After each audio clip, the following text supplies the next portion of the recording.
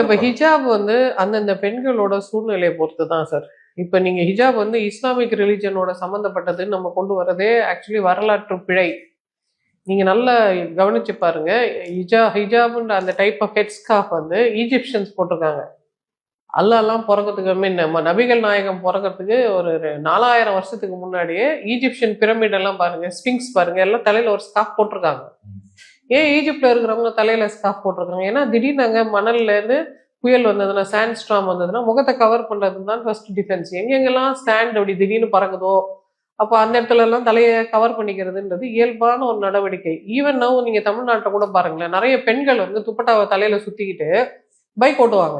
Two வீலர்ல போறவங்க அப்படி போட்டுக்கிறாங்க. நீங்க எப்படி போட்டீங்க? உங்களை ஹிஜாப் போட சொல்லி எந்த மத குருவாது வந்து சொன்னாரா? சொல்லலையே. ஆனா அவங்களுக்கே காமன் சென்ஸ்ல தெரியுது, போற இடத்துல தூசி வந்து கண்ணில் பற்றக்கூடாது, அதனால நம்ம ஃபேஸை கவர் பண்ணிக்கிட்டா நமக்கு ஒரு ப்ரொடெக்ஷன் சொல்லி இது நான் ரிலீஜியஸா ஆரம்பிச்ச ஒரு தன்மை தான்.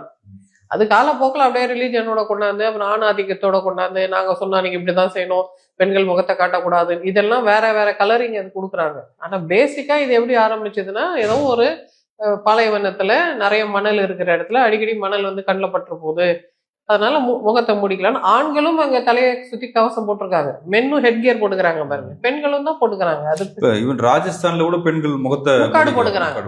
அப்ப எங்கெல்லாம் மணல் பறக்குமோ அங்க பெண்கள் முகத்தை மூடிக்கிறாங்க. அது அந்த ஜியாகிரபிக்கான ஒரு அடாப்டேஷன்.